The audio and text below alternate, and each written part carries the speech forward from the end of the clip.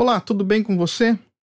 Bom, no vídeo de hoje nós vamos falar a respeito de como o computador CDM80 aciona os seus displays. O CDM80 está aqui do meu lado. Ele utiliza uma técnica chamada multiplexação, muito utilizada em diversos equipamentos que usam microcontroladores e microprocessadores. Você consegue acionar diversos displays utilizando poucos I/Os. Vamos lá dar uma olhada então.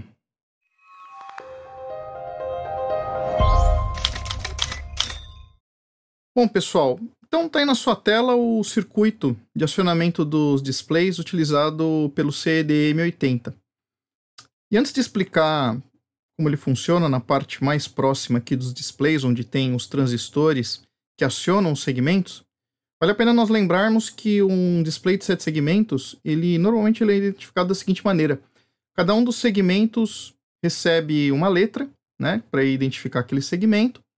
Começando mais de cima aqui com o segmento A, depois à direita o segmento B, mais abaixo o segmento C, D, E, e assim por diante até o F, que é esse aqui, o mais próximo do A, aqui, contando aqui no sentido anti-horário, né? E o segmento G é o que fica no meio.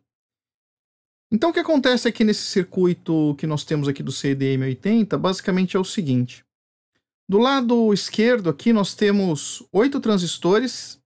Cada um desses transistores aciona um segmento do display, mais o ponto decimal que aqui está.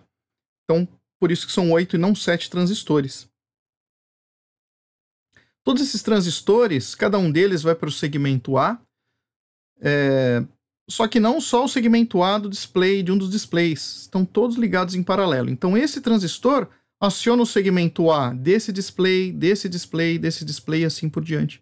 De todos. Mesma coisa, segundo transistor para os segmentos B e C e assim até o segmento G, né, e o ponto decimal.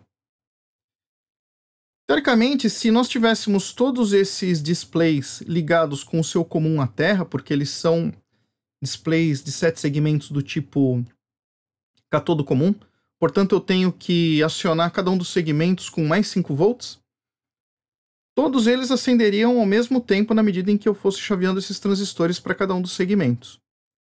Mas isso não acontece. O que acontece é que cada um dos comuns, melhor dizendo, de cada um desses displays, vai ligado também, por sua vez, a um transistor. E só quando esse transistor estiver em saturação, ou seja, estiver acionado, aquele determinado display vai propriamente acender, né, na medida em que os transistores de segmento forem acionados. Portanto, esses transistores que estão do lado direito, eles habilitam, assim por se dizer, os displays, né? E os transistores que estão do lado esquerdo acionam cada um dos segmentos. Então, genericamente, nós chamamos desses transistores que estão do lado direito de transistores de seleção do display e os que estão do lado esquerdo, os transistores de acionamento do display, dos segmentos do display. Ok? Então, basicamente é assim que esse circuito funciona. E o acionamento de cada um dos segmentos, ou a seleção do display aqui, é feito através do barramento de dados, no caso aqui do Z80, utilizando a instrução Alt, né? Como está aqui do lado direito aqui, do lado esquerdo, utiliza a instrução Alt nos endereços 1 e 3, respectivamente, para os segmentos e a seleção do display. Bom, e aí como que vai funcionar, por exemplo, para aparecer essa mensagem igual está aqui no nosso computador CDM80, aparecendo CDM80, né? Nós vimos que esses transistores que estão do lado esquerdo, eles acionam os segmentos para todos os 6 displays que nós temos aqui, não é? Então nós não temos acionamento individual. E é aí que vem a questão da multiplexação. O que vai acontecer vai ser que, primeiramente, nós acionamos aqui um transistor para selecionar o primeiro display. Em seguida, são acionados as sequências dos transistores aqui para acionar os displays correspondentes, tá? Aqui para a figura que eu vou mostrar para vocês, vai mostrar sempre acionando os mesmos transistores, mas entenda que ele vai acionar transistores de acordo com a necessidade dos segmentos que você precisa exibir naquele display. Então, nesse primeiro momento, vai selecionar esse primeiro display aqui mais de cima, vai acionar os transistores para que apareça, por exemplo, o caractere C. Em seguida, o que vai acontecer é que tudo vai ser desligado, vai ser apagado, e aí nós vamos passar para o próximo display. Então, vai ser selecionado o próximo display, em seguida, novamente, os transistores, para que apareça um determinado caractere naquele display. E aí, no caso, os transistores vão ser acionados para que apareça o caractere E. Mesma coisa para o próximo, para aparecer a letra D. Mesma coisa para o próximo, para que apareça a letra M, caracterizada aí de uma forma que nós conseguimos mostrar utilizando 7 segmentos. E assim para o 8, e assim para o 0. Essa sequência que eu mostrei aqui, ela vai acontecer de maneira muito rápida. Então a impressão, devido aos nossos olhos terem a persistência de visão, que é o que nos permite ver uma animação, por exemplo, que são vários quadros, e aí a gente faz com que esses quadros apareçam numa velocidade para que se tenha noção de movimento a partir de 24 quadros por segundo, a mesma coisa vai acontecer aqui. Então, vai ser repetido esse padrão N vezes, para os nossos olhos vai parecer que todos os displays estão sendo acionados ao mesmo tempo, o que não é verdade.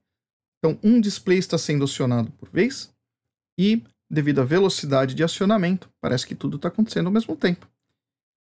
Então, o que vai acontecer justamente vai ser um sequenciamento assim, olha. Aparece um, aparece o outro, até o último caractere a ser exibido aí nos displays. E depois que ele chegou aqui no 80, né, no 0 aqui do 80, repete, volta aqui no C, E, D, M, 80, volta para o C, E, D, M, 80, e isso vai ser realizado continuamente. Por isso a gente consegue, com os 7 I/Os que estão aqui do lado esquerdo e mais os 6 I/Os que estão do lado direito, acionar todos os displays. Senão nós precisaríamos dispor aí, se a gente fosse acionar individualmente cada display são 7 segmentos, mais o ponto decimal 8, não é isso? Então nós teríamos que ter 1, 2, 3, 4, 5, 6 vezes 8, 48 saídas para a gente conseguir acionar todos os displays individualmente, o que não é necessário devido à característica da persistência de visão que nós temos. Então, de maneira geral, em linhas gerais, é assim que funciona a multiplexação de displays. Mas nós vamos um pouco mais fundo, nós vamos ver como fazer exatamente isso utilizando o software, utilizando a programação no Z80. Bom, agora vamos dar uma olhada um pouco mais de longe no circuito, vamos ver algumas outras coisas aqui. Então vamos ver como que são acionados esses transistores através do CDM80 com o Z80 aqui. Então, a primeira parte que nós precisamos dar uma olhada é justamente esse circuito que está aqui, ó, né? Esse circuito com essas portas lógicas aqui, né? E vamos ver como que ele funciona. Bom, primeiro ele recebe o sinal RD, I/O request e o WR, não é isso? Bom, vamos deixar um pouco de lado o sinal RD, porque ele é relacionado ao teclado e não é o objetivo desse vídeo aqui, senão vai ficar muito longo, enfim. Então vamos ver aqui, ó, essa porta lógica de baixo que recebe o sinal de I/O request, não é isso? E recebe o sinal de WR. Então repara que aqui o que vai acontecer vai ser que quando o I/O request for para 0 e o WR for para 0, ambos forem para 0, essa porta é uma porta NOR. Então 0 e 0, invertido aqui, porque é NOR, né? 0 ou 0 dá 0, invertido dá 1. Não é isso? Se eu tivesse ou o I/O request ou o sinal de WR, qualquer um deles que fossem 1, aqui já daria 0. Tá certo? Então a única situação em que esse sinal aqui de saída vai para 1 é quando o I/O request está em 0, ou seja, requisitando um acesso ao I/O, e quando o sinal de escrita está em 0, ambos estão em 0. Esse cara vai para 1 e vai para essas duas portas lógicas aqui, olha aqui, ó. Vai para essas duas portas lógicas aqui, tá certo? Essa porta lógica vai passar por uma outra NOR aqui que está numa configuração para inverter o sinal e vai vir justamente para esse driver aqui, né? Esse driver, ele basicamente vai fazer o quê? Pegar o que sai desse driver anterior e passar para a parte de seleção. Então, repara que o que sair dessa porta lógica aqui desse circuito vai justamente estar relacionado ao acionamento do quê? Da seleção de um dos displays. Não é isso? Essa outra porta lógica aqui, a saída dela, vai para esses dois drivers aqui. Na verdade, eles são flip-flops. Tanto esse driver aqui quanto esse driver aqui, que a gente não poderia chamar bem de driver, eles são dois flip-flops. Então, o que eles fazem, né? Quando você tiver um sinal aqui neles, aqui, no caso aqui, um sinal que vai de 0 para 1, e aqui é a mesma história, ele pega, nesse primeiro caso aqui desse driver que a gente tem, ou desses flip-flops que estão do lado esquerdo, ele pega o sinal que está no barramento de dados e transfere esses sinais para cá. Tá certo? No caso desse outro aqui, desse outro flip-flop, ele pega esse sinal que aqui está, repara que ele sai daqui, e esse sinal vem até aqui, certo? Então ele pega esse sinal aqui e passa para esse lado, que nós vimos que é justamente a parte de seleção do display. Só que, em paralelo, esse sinal, ao sair desse primeiro driver, ele também serve para acionar esses transistores aqui, ó. Tá vendo isso? Não. Tá? Então, ele serve também para o acionamento desses transistores aqui. Certo? Vou dar uma apagada aqui que ficou um pouco poluído. Bom, então, quando nós tivermos aqui, olha só, o I/O request mais o sinal de WR, nós vamos ter aqui sinal nível lógico 1, não é isso? Nós já vimos isso daí. E esse nível lógico 1 que nós vamos ter aqui, ele vai para ambas essas duas portas. E aí as portas vão depender de quem? Vão depender desses outros dois sinais que são o A0 e A1. Falando em termos de software, quando eu coloco aqui uma instrução, por exemplo, como está aqui, ó, Alt 01 partindo de A, então o dado que vai ser escrito aqui no barramento de dados vai ser o que tiver dentro do A, e o 01 aqui é a parte de endereçamento relacionada diretamente ao A0 e A1. Quando eu tiver 01, o que vai acontecer vai ser que o meu A0 aqui vai estar com nível lógico 1 e o meu A1 vai estar com nível lógico 0. E vamos ver o que vai acontecer nessa situação. Nessa situação, nós vamos ter nível lógico 1 aqui, não é isso? E aí, quando nós tivermos nível lógico 1, aqui estava 0 anteriormente, né? E passou para nível lógico 1, não é isso? Quando eu passei para nível lógico 1, o que vai acontecer vai ser que aqueles dados que estão no barramento de dados vão passar para esse barramento intermediário e isso vai para os displays. Então, quando eu colocar uma instrução Alt 01, A, o que vai acontecer vai ser que eu vou escrever aqui, nesses transistores, um valor que vai vir de A, que vai ser justamente a corresponder aos acionamentos de cada um dos transistores, né? Saindo a partir do barramento de dados e vindo para cá. Então, 01 vai servir para justamente acionar os meus segmentos de um determinado display que for selecionado lá pela lógica de seleção. Agora, vamos ver uma coisa um pouco diferente aqui. Vamos ver uma outra situação. Então, deixa eu apagar algumas coisas aqui. Então, vou usar minha borracha aqui. Agora eu vou tirar isso aqui daqui para poder explicar o outro lado da moeda aqui. Então, vamos voltar aqui para a caneta. Muito bem. Bom, agora... faltou apagar um negocinho aqui. Bom, agora vamos ver a situação dessa instrução que está aqui em cima. Olha só. Quando eu tiver o A0 igual a 1 e o A1 igual a 1, nós já havíamos visto que quando o A0 está igual a 1, esse conjunto de flip-flops aqui, que servem de driver, eles vão pegar os dados que estão aqui e levar para o barramento intermediário, não é isso? E uma outra coisa que vai acontecer aqui agora é, estando o A1 com nível lógico 1, não é isso? Esse barramento aqui, ele vai para nível lógico 1, e, portanto, esse cara fica em nível lógico 0. Não é isso?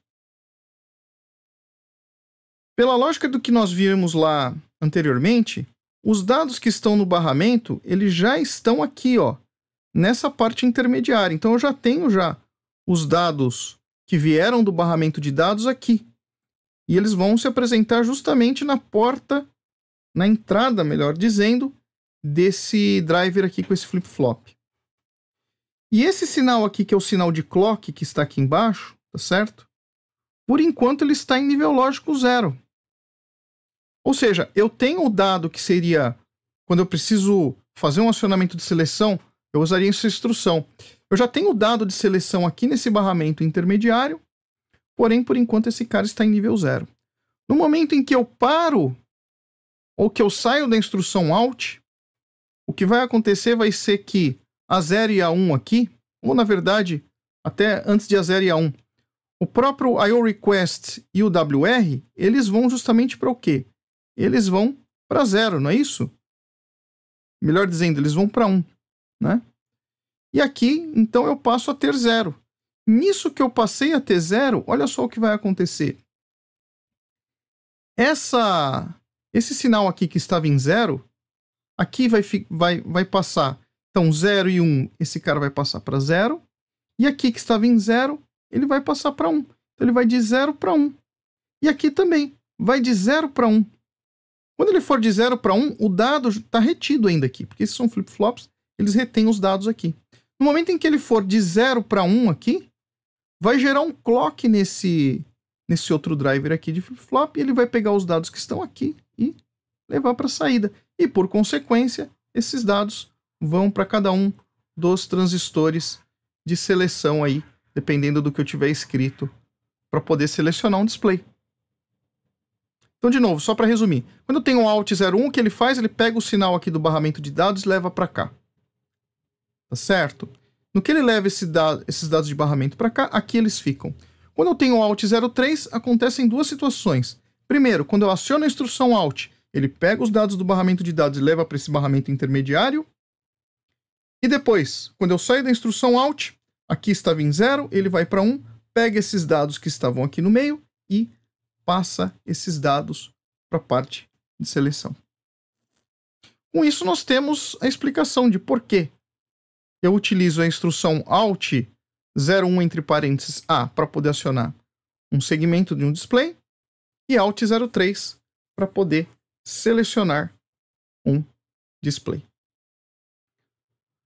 Bom, pessoal, e aí, o que eu tenho que escrever em termos de dados lá para poder acionar um segmento do meu display de 7 segmentos? Se vocês forem notar por esse circuito, olha só o que acontece. Aqui nós temos o seguinte. Esse transistor aqui ele é um transistor PNP. E um transistor PNP, para ele poder saturar, ou seja, levar esse VCC aqui, que é o mais 5 volts, para um segmento aqui, eu preciso que a base dele tenha 0 volts, ou seja, nível lógico 0. Portanto, eu preciso escrever 0 num determinado bit quando eu quiser acionar um determinado segmento do display. Então, para acionar o segmento, não é escrever 1 naquele bit, é escrever 0. Então, quando eu escrevo 0, aciona aquele segmento. Por outro lado, na parte de seleção do display, nós temos transistores NPN. Então, eu preciso escrever 1, ou, no caso aqui, eu precisaria de 5 volts na base desse transistor NPN para fazer com que ele sature e o 0 volts chegue aqui, fique com o mesmo potencial, equipotencializado praticamente, pensando que a tensão aqui em cima do transistor é praticamente 0, para que ele chegue aqui e aquele determinado display seja selecionado. Então, quando eu tiver nível lógico 1 nesse display aqui, tá certo? Pelo lado da seleção, e eu tiver, por exemplo, para o segmento A, tiver aqui acionando, né, ou um dado enviado que tem um 0 naquele bit do segmento A, aí o segmento A vai acionar. Então é assim que acontece. Então, resumindo isso que eu falei, quando a gente for selecionar esse display mais de cima, o que eu preciso escrever em termos de dado? Eu preciso fazer com que o bit 0, né, que seria a linha D0 de dados, esteja com o valor 1 e o restante esteja tudo com 0. Tá certo? Até o D5 porque são 6 displays, começando do 0, que é o primeiro. Então, de D0 a D5 são 6 displays. Então, eu tenho que escrever 0, 1 na parte de seleção para poder selecionar o primeiro display aqui. Vamos pensar num outro exemplo. Se eu tivesse que acionar esse display aqui, o que eu teria que escrever? Teria que ficar todos em 0, só deixar em 1 esse bit aqui, que seria o D0, D1, D2, D3. O D3 teria que ficar com nível lógico 1. Portanto, pensando que eu escrevo de uma vez só em todos os bits lá do barramento de dados, então eu teria que escrever um dado 08, porque seria justamente 1000, né? E aqui tudo o resto 0. Então, seria 08, quando eu escrever 08, eu seleciono esse display. E aí, resumindo, a situação que ficaria seria essa. Para selecionar o primeiro display, eu escrevo 01 na instrução Alt, seleciono esse display, 02 para selecionar o segundo display, 04 para acionar esse display, isso é devido à combinação binária, tá certo? 08 para acionar esse display, e assim por diante, 10 e 20 em hexadecimal ou 16 e 32 em decimal para acionar esses dois displays. E aí, pensando como está o layout dos meus displays na placa, é justamente esse.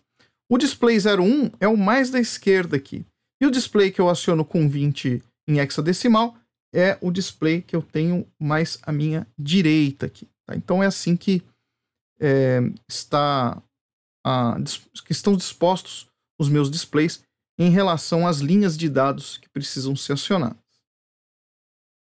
Agora vamos para o outro lado. Vamos para o lado do acionamento dos segmentos. Para acionar os segmentos, lembra que eu falei para vocês que eu tenho que escrever 0 num determinado bit para que aquele segmento acenda. E aí o que eu tenho aqui é o seguinte. O bit 0 do barramento de dados corresponde ao segmento A. E o mais significativo, que seria o bit 7, ele corresponde ao ponto decimal, tá certo? E todo lugar que eu colocar um 0 aqui, significa que o meu display vai ter o seu segmento respectivo acionado. Então, repara, se eu fosse fazer a letra A aqui no display de 7 segmentos, tá certo? Eu precisaria que os segmentos A, B, C, E, F e G estivessem acionados. Então, todos eles, se eu colocar 0 aqui, tá certo? E eu deixar o ponto decimal apagado e também o segmento D apagado, eu teria essa combinação de bits. Se fosse para eu escrever isso no barramento de dados, eu teria que escrever em hexadecimal o valor 88. Portanto, ao escrever o valor 88, mandando para o endereço lá do Alt 01, eu prepararia ali todo o sistema para que fosse exibido uma letra A no display que for selecionado. E aí, o pessoal lá da CDM, nas apostilas de treinamento, nos livros de treinamento, no volume 3, ele traz justamente uma tabela que é essa que vocês estão vendo aí, que é para que a gente faça aparecer cada um desses caracteres, 0, 1, 2, 3, A, B, C, D, E, F e assim por diante, até o U, que ele consegue representar aqui, né? Então algumas letras vocês vão ver que não aparecem aí, porque realmente não se consegue representar num display de 7 segmentos, mas para todas as outras estão exibidas aí. E esse código que ele fala seria justamente o que eu tenho que escrever naqueles transistores bit a bit para que possa aparecer a respectiva letra. Bom, então agora que nós já entendemos como que acontece a seleção do display e o acionamento dos segmentos, a gente poderia pensar em um programa como esse que está aqui na sua tela, né? Então vamos supor que eu preciso escrever A2 no display. Então, para eu escrever A no display, nós vimos que precisa escrever o código 88 na instrução Alt 01 aqui, que é justamente a que aciona os segmentos. E precisaria colocar aqui, para escrever 2, precisaria escrever A4 na parte dos segmentos. Então, olha só como ficaria esse programa aqui. E aí nós vamos testar, ver se ele vai funcionar. Então, toda vez a instrução Alt ela depende do registrador A, do acumulador. Então eu preciso reutilizar o acumulador aqui na medida em que eu for trocando a informação que eu preciso. Então, se nós formos lembrar, Alt 03 é justamente a instrução que eu tenho para poder acionar ou selecionar um display, tá certo? Então, se eu for selecionar o primeiro display, o display ali que seria o display menos significativo, eu teria que escrever 01 no acumulador A e depois escrever no endereço de periférico 03 esse valor 01. Com isso eu seleciono o primeiro display, tá certo? Em seguida, vamos supor ali, eu preciso escrever o A nesse display. Selecionei o display, escrevo 88 na parte de segmentos, e aí então, selecionado o display escrito 88, deve aparecer o caractere A no primeiro display, tá certo? Em seguida, eu seleciono o outro display, ou seja, escrevo 02 no acumulador A e jogo lá no 03, que é de seleção do display, né? Jogo esse valor 02. Então, depois que eu fiz isso, selecionei o display, legal. Aí eu vou lá no endereço de periférico 01 e escrevo o valor A4. Com isso, ele vai escrever o caractere 2 no display. Daí, se eu repetir isso daqui, ficar repetindo isso daqui, ele deve seleciona o primeiro display, escreve A. Seleciona o segundo display, escreve 2. E assim por diante, sucessivamente. Tá certo? Bom, então, essa é uma ideia de programa. Eu vou colocar ele aqui no CDM80 e nós vamos ver o que vai acontecer.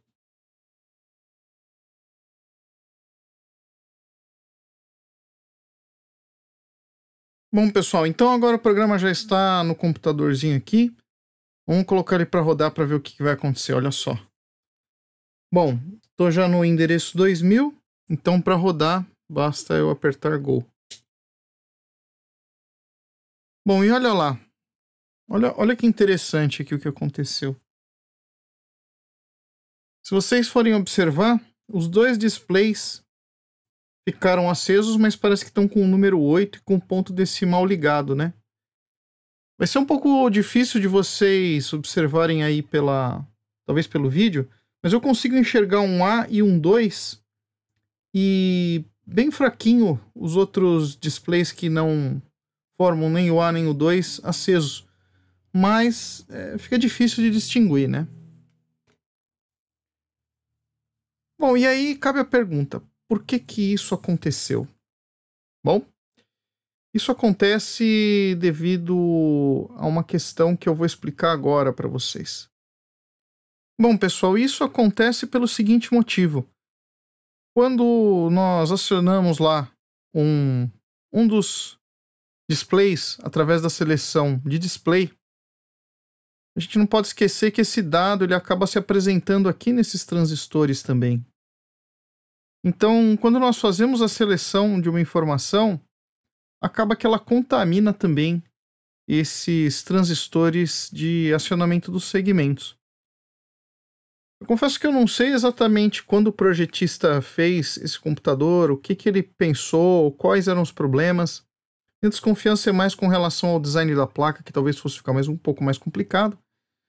Mas eu, sinceramente, não faria o circuito dessa forma. Eu isolaria essa parte dos segmentos aqui e colocaria em paralelo no barramento de dados esse outro driver aqui com flip-flops para a seleção do display. Mas aqui ele deixou justamente um seguido do outro, né? Um amarrado no outro aqui. Então esse efeito acaba acontecendo. Mas dá para a gente consertar isso daqui tanto que o computador funciona. O que nós precisamos fazer basicamente é o seguinte. Nós precisamos fazer de maneira com que, quando eu faça a seleção do display, eu faça ela de forma rápida e quando eu for acionar os segmentos, eu fique um pouco mais de tempo com os segmentos acionados para que isso dê uma diferença em tempo de acionamento dos LEDs e a minha visão não enxergue essa mistura que existe entre seleção e acionamento de displays. Então, uma das maneiras de nós resolvermos isso é utilizando uma instrução que faça com que o computador ele se demore mais tempo quando são exibidos os segmentos e menos tempo quando há seleção. Então, a instrução DJNZ, que é a instrução que está aí na tela de vocês, e que significa Decrement and Jump if not zero. ela é uma instrução que normalmente nós utilizamos quando nós queremos fazer algum tipo de atraso ou quando nós queremos executar uma determinada rotina N vezes. Então, a ideia seria nós fazermos a rotina que faz os displays acenderem, na verdade, os segmentos acenderem, se demorar um pouco mais, e a seleção acontecer de maneira normal na execução do computador. Então, a seleção do display ela vai acontecer no processo normal e o acendimento dos displays ele vai ser persistente ali por um pouquinho de tempo utilizando a instrução DJNZ. A instrução DJNZ, toda vez que ela é executada, um registrador B, e necessariamente o registrador B, tem o seu valor subtraído de uma unidade, ou seja, ele é decrementado e, caso o valor de B não tenha atingido zero, ele causa um salto, um jump no programa para o endereço declarado. Então, olha só. Então, a gente tem aqui embaixo o opcode dele, o opcode é 10, e na próxima posição de endereço, nós declaramos um valor que é um jump relativo, ou seja, quantos bytes de memória para frente ou quantos bytes de memória para trás em relação à instrução DJNZ você quer que seja feito o salto. Por isso que não tem 16 bits depois aqui, apenas 8 bits. Isso é o que se chama de jump relativo. Jump relativo. Muito bem. Mas como funciona propriamente a instrução DJNZ, é mais fácil explicar com esse exemplo aqui. Então suponha, inicialmente aqui, o que vai acontecer? Eu vou carregar um valor 5 no B. E aí eu vou entrar nessa rotina, esse loop 2 pontos é só para indicar esse ponto do programa. Vou fazer um out lá de um valor para o endereço 01. Quando chegar na instrução DJNZ, aquele valor de B que estava com 5 passa a ter 4. Então ele subtrai o valor do B de 5, passa para 4, guarda no próprio B e aí ele compara. B é igual a 0? Não, ele é igual a 4, né? Então, se B não for igual a 0, volta para o ponto onde está o loop. E aí ele vai executar isso novamente. Agora ele está com 4, então 4 menos 1, 3, e testa novamente se o B é igual a 0. Ainda não é igual a 0, então volta para o loop. E ele vai seguir, vai refazer essa instrução out 01, uma quantidade de vezes, que no caso vai ser 5 vezes, né? E quando chegar na sexta vez, depois da quinta vez, né? Quando chegar no que seria a sexta vez que ele iria fazer, ele vai decrementar e vai fazer com que ele vai ficar igual a 1, 1 menos 1 dá 0, e se o B for igual a 0, ao invés de voltar para o loop, ele continua para a próxima instrução e faz um A de A,B, enfim, faz a próxima instrução. Então repara que o DJNZ, ele normalmente é utilizado com jumps para trás, embora você possa saltar para frente também, com o objetivo de você repetir uma ação N vezes. Isso vai dar um atraso na execução, se você repetir sempre a mesma coisa. Inclusive, você poderia repetir o próprio DJNZ, se esse label aqui tivesse na linha de baixo, embaixo do alt aqui, ele ia ficar executando só o DJNZ sem fazer mais nada. Então você ia causar um atraso sem executar nada em paralelo. Em paralelo não, mas na sequência aí das repetições do DJNZ, né? Então ele vai fazer alguma função N vezes tal que a quantidade de vezes deve ser armazenada no B, e depois, quando passar essas vezes, ele vai para a próxima instrução. Então nós podemos corrigir um pouquinho esse nosso programa, olha só. O que nós podemos fazer? Agora, nós podemos, depois que é feita a seleção, então eu coloquei aqui para que seja executada 128 vezes, né? Uma sequência aqui em que eu vou carregar o valor 88 e depois eu dou a saída desse valor 88 como 01, ou seja, para acender os segmentos do display. Então eu vou repetir esse acendimento dos displays durante 128 vezes, ou seja, vou ficar acionando os displays lá durante 128 vezes, terminou, eu vou para a próxima sequência em que rapidamente eu troco para o próximo display e aí de novo 128 vezes fico acionando lá o display, fico acionando os segmentos. E aí finalmente, como eu tenho que voltar para o primeiro display, dou um jump incondicional para a posição 2000, volto para a posição 2000 e repito todo esse movimento. Bom, vamos ver se esse programa funciona, né? Vamos lá? Se isso que eu falei estiver correto, esse programa deve funcionar. Vamos lá. Bom, então agora eu preciso parar a execução aqui desse programa e colocar o programa novo. Então o que eu vou fazer? Dá uma olhada aqui, ó. O que eu vou fazer vai ser resetar o computador e aí ele vai reiniciar lá no programa monitor, com a mensagem CDM80. Vou operar ele normalmente. Aqui eu vou apertar ADR e vou entrar com os endereços e o programa novo. Vamos lá.